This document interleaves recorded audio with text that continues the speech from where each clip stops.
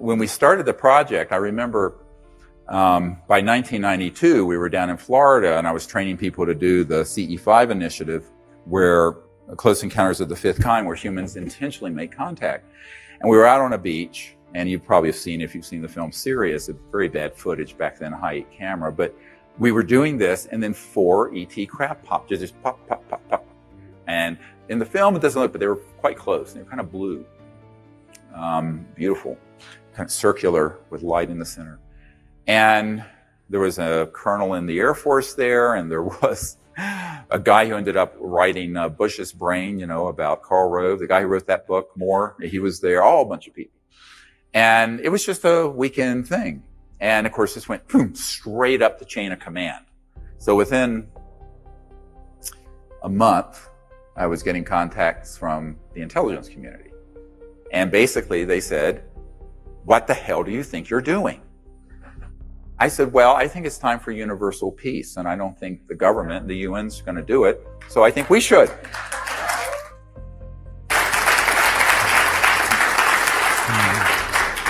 And in my inimitable way, I just said, "Isn't it time for us to move on?" I mean, world peace was supposed to be established like 100 years ago with the League of Nations. I said, we don't have time for that. It's time for universal peace. We blew through that window. And we're being visited because once we started detonating atomic weapons, boom, the whole universe came over to say, what in the world are these guys doing on this planet? And that's really how it all got ramped up. I mean, anyone who knows the story and the witnesses in the Disclosure Project. But it was interesting perspective. So I was asked to come to this conference, and all the remote viewers, NSA, CIA, were there, and the head of Army Intelligence, and a bunch of folks. And I didn't know why. I went, I was naive back then. And I was put at the head table, sitting between the general and this spook, the spy from the National Security Agency. And they said, "Well, you heard about your little expedition in Florida." I said, "Oh, yeah." I said, "You want to hear that?" They said, "Well, we want to talk to you about that." So, boom, to a room till 3 a.m, where they tried to rubber hose me. And and interestingly, they were really concerned about this. The whole reason the Disclosure Project happened is because people on the friendly end of the intelligence community who want this out reached out, but then the unfriendlies came at me like a pack of wolves. But the upshot of this meeting was they said, "Well, who the hell do you think you are? You don't have permission to do this." I said, "I don't need your permission. I'm a citizen of the cosmos. I'm a free person." And I said, "I'm not going to be intimidated by you." And I said, "Go pound salt in someone else's sandbox." And I'm very blunt and about that, but they were really getting nasty. And later it came out that a very good friend of Prince Charles's was there, and a woman, and she's very supportive of what we're doing, real friendly. And she said to me, "They're really jealous of you." I said, "What?" I'm a country doctor rambling around in an ER doing this because I think it's the right thing to do. And they said, "No, you're free. You're free. They're in this box. And they know that this is the Rosetta Stone of interstellar contact and communication in the future. And they can't go out of the box that they've been assigned without being whacked." Literally. I mean, it's terminate with extreme prejudice, TWEP. So that's what it's called. So I said, "Oh, that's an interesting perspective." Now, this is in, the spring of 1992, 23 years ago. And so what I began to realize is that we really are free. Thank God we're not the president of the United States or the director of the CIA or the people like that, because we're free. We're not on anyone's leash. And the power of the Close Encounters of the Fifth Kind initiative is people going out doing this on their own, and that they cannot contain. They've contained a lot. Free energy, anti-gravity, the fact that we're not, a whole lot of stuff that I've been working for 25 years to bring out. but they can't control thousands, millions of people who know about this now, who are experimenting with it. You know, we have an app where you can download the whole meditation, the remote viewing thing, the tones that transmit out into, all that is on an app. It's like, you know, just on iTunes or Android, you boom, download it. So, you know, we recently heard from a truck driver in Croatia who was driving, that's true, driving along. He took a rest stop, started practicing the meditation, and this craft materialized and floated right by his truck. And he had this beautiful mental connection with it. We get thousands of things like this every year from people all over the world. It's beautiful. It's on our website. So if you go to SiriusDisclosure.com, you'll see a link to these apps. And there's another app where this one's a free app where you can download it and you can see where all the other people who want to do this where you live are located. So you can connect with them. So you can go out with 3, 4, 5 other people. Now this is, as soon as we launched that app last year, the whole globe lit up with little Sea City triangles, our logo. And people are doing this in India. They're doing it in Saudi Arabia. They're doing it in Iran. They're doing it in Africa.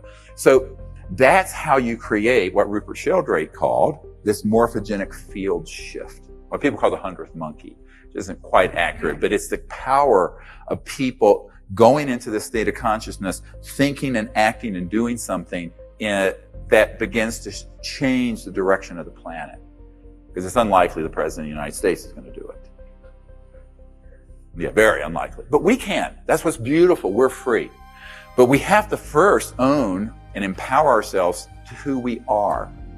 And that, I think, the 25 years I've been doing this, that's the hardest thing for people to get, is that don't view yourself as a small. There's a wonderful quote, thinkest thyself a puny form, when within thee the universe is folded.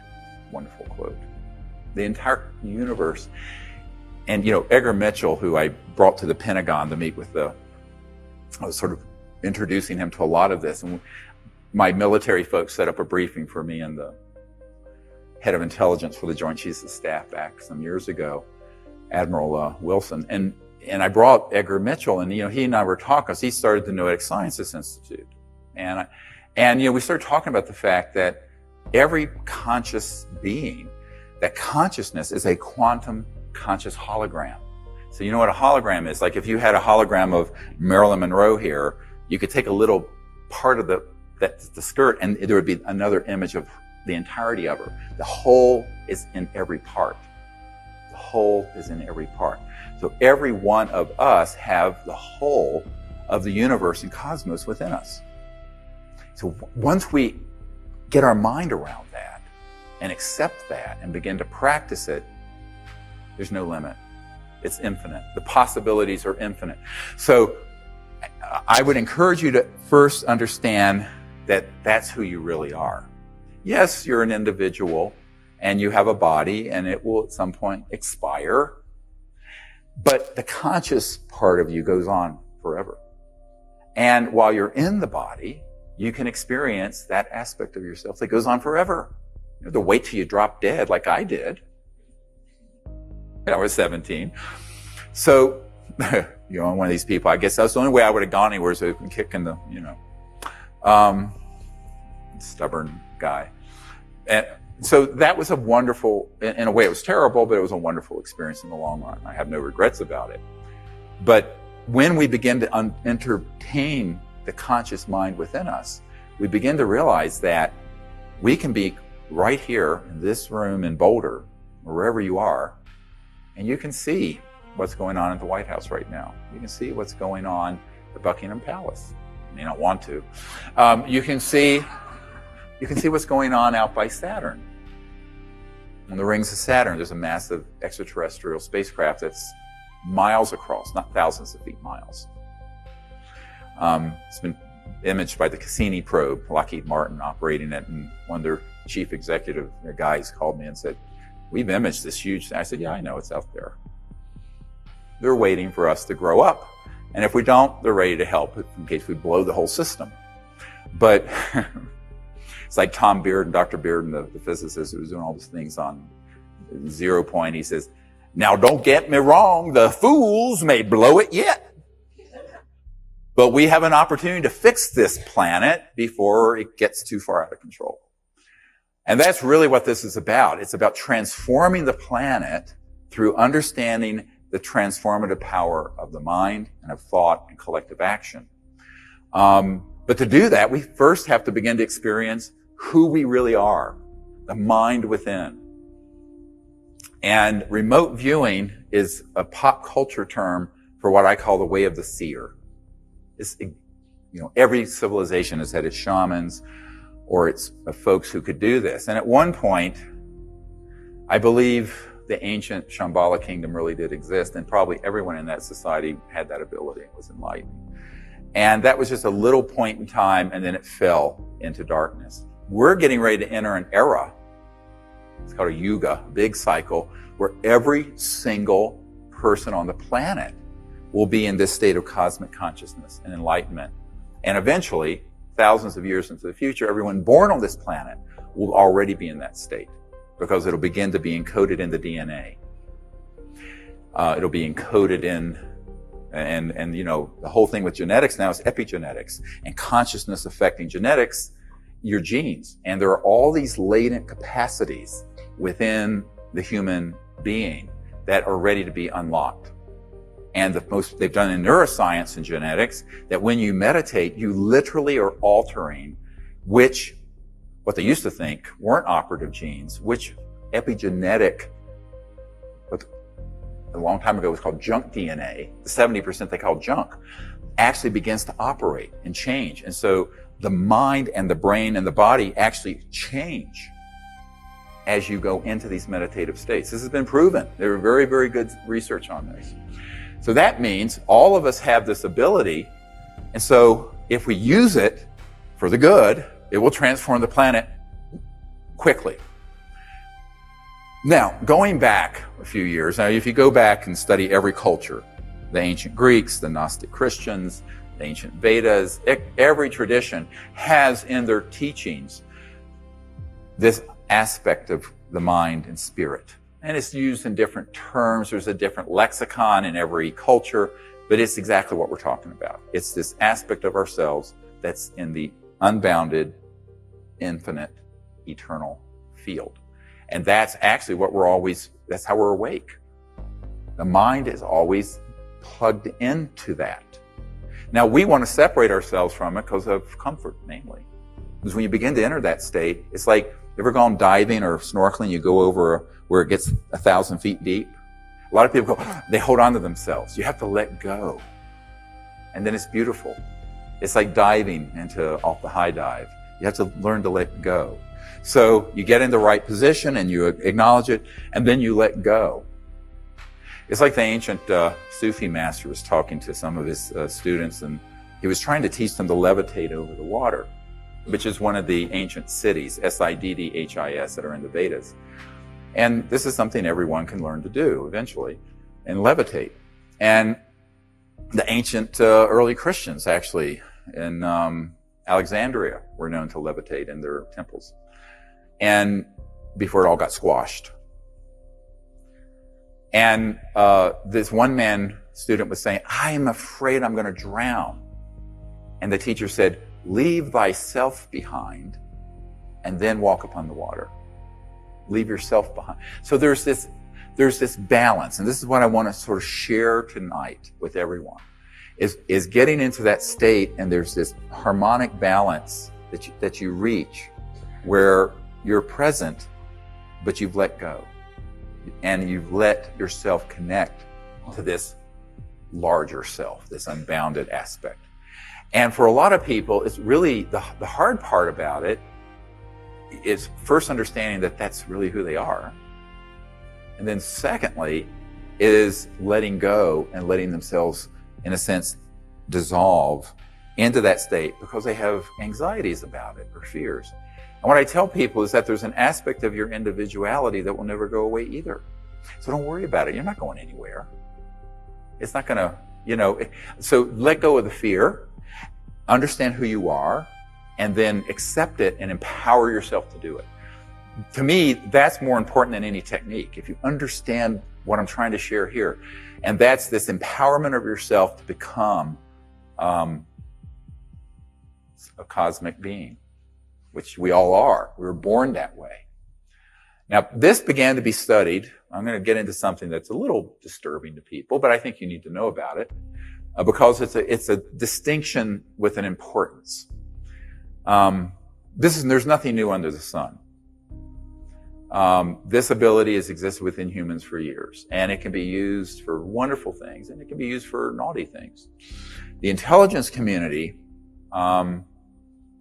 since the 40s and 50s, have developed techniques of using remote viewing to spy. So everyone probably has heard that the CIA had a program and the NSA has had a program where they were spying on the old Soviet Union.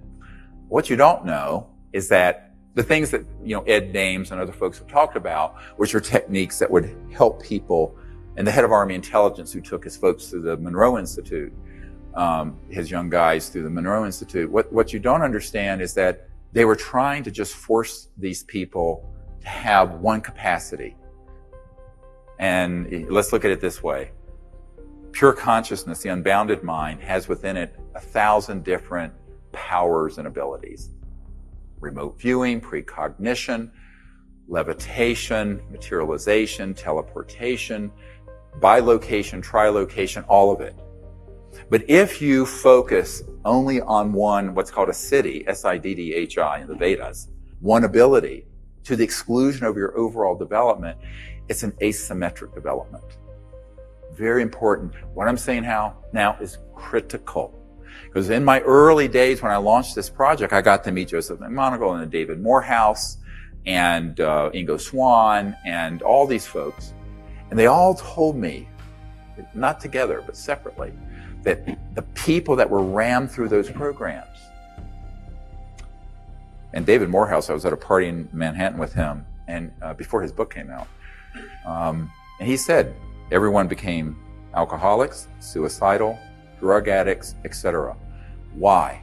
Because they were asymmetrically developing one ability without developing the whole being and the whole consciousness. There's a message, there's a lesson in this. And in fact, there were the head of Army Intelligence told me quite a few of those young guys committed suicide because they began to have experiences that were real that they weren't ready for and didn't have any preparation for. So it's really important, in my opinion, to develop higher consciousness, and then all these different abilities spontaneously begin to unfold, as opposed to focusing only on one ability. You see what I'm saying? To the detriment of your symmetrical, whole, conscious, spiritual development. Now, this is a very hard lesson the CIA and Army Intelligence and these folks went through. Man, I got to know all these people personally, very, very intimately. And I told them, I said, well, my approach is a little different, because what I think people need to do is they need to go to source. They need to go to, you all still see me if I sit here? They need to go to source, and then they will be able to spontaneously intend these abilities without it being something that completely throws them out of kilter. Now, this is why a lot of people have asked me, because some of you have heard this story. There was a man in 1956 who developed an electronic device that would enable you to wear it, and it would cause you to go into a state of consciousness where you could remote view with an electronic assist other places. You understand what I'm saying? Huh, yeah. 56. I was 1 year old. I'm no spring chicken. So he offered this to give it to me because he was in his 80s and he wasn't going to be alive much longer. I said, no, I don't want it. I said, too dangerous. I'm already being hunted down by a pack of wolves. And I also said, I don't think it's... But what was interesting, I said, well, what happened to it? He says, there was a front company for the CIA, Alphametric Corporation, bought it, took it. And he had an NSO on it, National Security Order, where he couldn't do anything more with it. But he still had some of his prototypes. And I said, no, I'm sorry. I really don't think it's time. I don't want it. I'd rather people learn to meditate and do this holistically. Because if you do it that way, you're going to have enough wisdom not to use these abilities for harm. Now, this is the mistake the intelligence and the CIA and the military, they didn't have the wisdom. This falls into the category, not everything you can do should be done. You know, because you get into this Dr. Strangelovian craziness, like Dr. Strangelove, where just because you can do it doesn't mean you should. And that requires some wisdom. So they were lacking wisdom, and it ended up being kind of a disaster. So when you hear about the NSA programs, like that Ed Dameson, that was like remote viewing 101, that were non-technology assist. And that's actually in the whole MK Ultra revelations of the Senator Church hearings in the 70s. That was all the entry-level stuff. And in another compartmented operation, it was this high-tech electronics, trans-dimensional physics and electronics. And that was fully developed in the 40s and 50s. So what that means is there are no private conversations anywhere on Earth, the head of Lockheed Skunk Works, Ben Rich, said, and we're not talking about Edward Snowden's revelations. Those are linear systems. Those are things the president knows about, and the Senate Intelligence Committee knows about. I'm talking about the unacknowledged special access projects, the USAPs, super secret projects, and the real action since the 40s and 50s were in these sort of electronic systems. And that you probably have never heard. I rarely talk about it. And the only reason I'm bringing it up here is to say this has been routinized, scientifically reproduced since about the time I was born. At least then, this is just one person. I've heard other stories. My military advisor, one of them, was read into or briefed at the White Oaks Naval Facility in Maryland, it's closed now, of a electronic system where they could basically go to any point, any space, any volume of space, like this room, and pull out of what they call the white noise of space-time, the conscious mystical tradition, it's called the Akashic Record, and pull out anything that was ever said or done in that volume of space. That system was fully operational in 1974. All right, 41 years ago. That's when he was read into it. So I'm opening this, pulling this curtain back for you, just so you understand that at the highest levels of the intelligence, or darkest levels, this has been developed. But unfortunately, it's been used for some rather nefarious and unpleasant things. What we need to do is do it in a way that's holistic and use it for the good, okay? And it's a countervailing. Because the other is already running and has been up and running since about the time I was born, and maybe a little before. Some people say some of this was back in the 30s and 40s. Don't forget that even anti-gravity, so on, electromagnetic gravitic effect, was T. Townsend Brown in the 20s. That's episode 28, 29, the Kolosky-Frost experiment. So high voltage systems, and they're crossing over into these other dimensions. It's not just free energy and anti-gravity. It's also consciousness-assisted technologies and technology-assisted consciousness. So we have developed these technologies. We, I say, people on this planet, using our taxpayer dollars. Your tax dollars hard at work. But not always has it been used wisely. And I think that we have to say, okay, we're not part of that world, and frankly, I don't want to be. Neither should you, if you know it's good for you. A lot of people say, oh, why didn't you take that system? I said, are you crazy? First of all, I'd been killed probably within a day. Secondly, it would have gotten out, and could have possibly been misused by other people. If you develop consciousness in this holistic way, you're also going to develop your heart and soul in a way where you're going to intuitively, instinctively want to do good with it, want to enrich the world, not do it for selfish purposes. And if you do it for unselfish purposes, it grows very quickly. If you don't, there's a karmic bounce back and you find yourself really in trouble, which is what these folks in the military told me happened to all these guys. So there's a real wisdom in understanding how to approach this. So my approach that I want to share today is I would be cautious about shortcuts that asymmetrically develop an ability like this without also at the same time developing your overall spirit, consciousness, higher states of consciousness. Because I think that in the long run, it's deleterious to your overall evolution.